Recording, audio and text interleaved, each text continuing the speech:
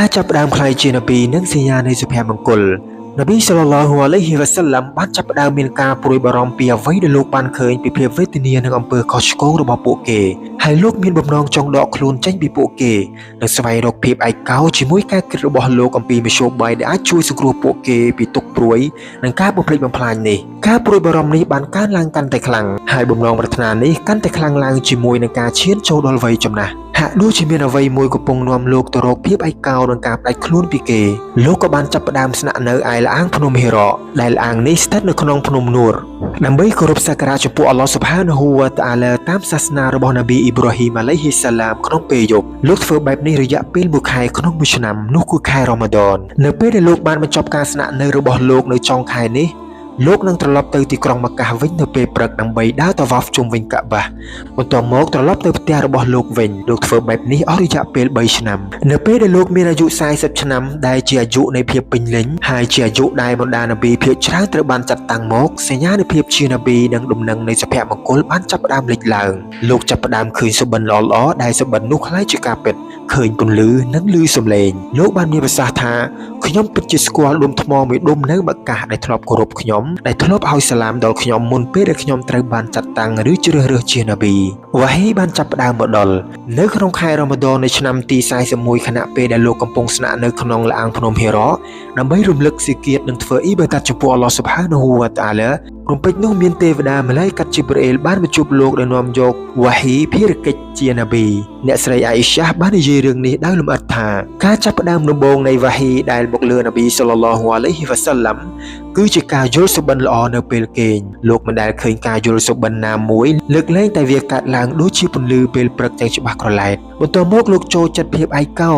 លោកចូលចិត្តចូលល្អាងភ្នំហេរ៉ាដើម្បីគោរពសក្ការៈចំពោះអល់ឡោះស៊ុបហានាហ៊ូវតាអាឡានៅពេលយប់ជាច្រើនមុនពេលត្រឡប់ទៅផ្ទះលោកនាំយកស្បៀងអាហារសម្រាប់រយៈពេលនោះរួចទើបត្រឡប់ទៅរកអ្នកស្រីខូទីចាស់ដើម្បីយកស្បៀងអាហារបន្ថែមទៀតរហូតដល់សច្ចធម៌ភាពត្រឹមត្រូវពិតប្រាកដបានមកដល់លោកក្នុងល្អាងភ្នំហេរ៉ាជីប្រេលបានមកជួបលោកហើយនិយាយថាចូលអ្នកសូត្រពេលនោះលោកឆ្លើយថាខ្ញុំមិនចេះសូត្រនោះទេនប៊ីសល្លឡោះអាឡៃហ៊ីវ៉ាសល្លាមបាននិយាយថាម៉ាឡៃកាត់បានចាប់ខ្ញុំនិងរឹតអោបខ្ញុំរហូតដល់ខ្ញុំមានការលំបាកបន្ទាប់មកគាត់បានលែងខ្ញុំវិញរួចនិយាយថាចូលអ្នកសូត្រខ្ញុំបានឆ្លើយថាខ្ញុំមិនចេះសូត្រនោះទេម៉ាឡៃកាត់បានចាប់ផ្ដើមអោបរឹតខ្ញុំជាលើកទី2រហូតខ្ញុំមានអារម្មណ៍លំបាករួចគាត់លែងខ្ញុំវិញហើយនិយាយថាចូលអ្នកសូត្រខ្ញុំនៅតែឆ្លើយថាខ្ញុំមិនចេះសូត្រនោះទេម៉ាឡៃកាត់បានចាប់ផ្ដើមអោបរឹតខ្ញុំជាលើកទី3រួចលែងខ្ញុំវិញហើយនិយាយថាចូលអ្នកសូត្រដោយព្រះនាមនៃអល់ឡោះជាម្ចាស់របស់អ្នកដែលបានបង្កើតអ្វីៗទាំងអស់ទ្រង់បានបង្កើតមនុស្សពីដុំឈាមមួយដុំចូលអ្នកសូត្រចោះនៅអ្វីដែលអល់ឡោះស៊ុបហានាហ៊ូវតាអាឡាបានផ្ដល់វ៉ាហ៊ីដល់អ្ន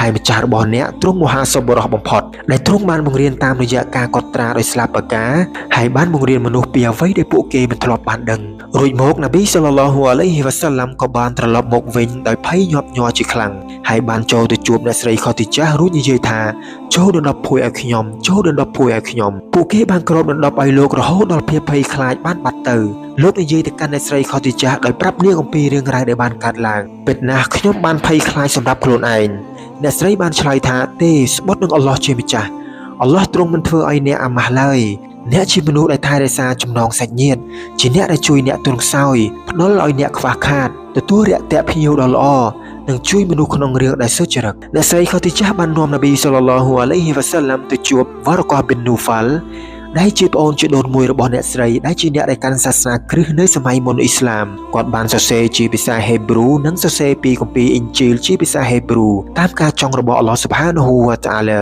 គាត់គឺជាមនុស្សចាស់ដែលបានពិការភ្នែកអ្នកស្រីបាននិយាយទៅកាន់វ៉ារកោះថាអោប្អូនជីដូនមួយចូលអ្នកស្ដាប់ពីរឿងហេតុដែលបានកើតឡើងវ៉ារកោះបាននិយាយទៅកាន់នប៊ីសល្លឡោះអាឡៃហ៊ីវ៉ាសល្លាមថាតើអ្នកបានឃើញអ្វីនប៊ីសល្លឡោះអាឡៃហ៊ីវ៉ាសល្លាមក៏ប្រាប់គាត់អំពីរឿងរ៉ាវដែលគាត់បានឃើញវ៉ារកោះបាននិយាយថានេះគឺជាសញ្ញាទេវតាដែលអល់ឡោះស៊ុបហានាហ៊ូវតាអាឡាជាម្ចាស់បានបញ្ជូនទៅកាន់នប៊ីមូសាដែរប្រសិនបើខ្ញុំនៅក្មេងខ្លាំងពូកែប្រសិនបើខ្ញុំនៅមានជីវិតនៅពេលដែលប្រជាជនរបស់អ្នកនឹងបណ្ដេញអ្នកនប៊ីសល្លឡោះអាឡៃហ៊ីវ៉ាសល្លាមក៏បានសួរថាតើពួកគេនឹងបណ្ដេញខ្ញុំមែនទេគាត់បានឆ្លើយថាបាទមិនដែលមានបរិសុទ្ធណាម្នាក់បាននាំយកអ្វីដូចជាអ្វីដែលអ្នកនាំមកនោះទេ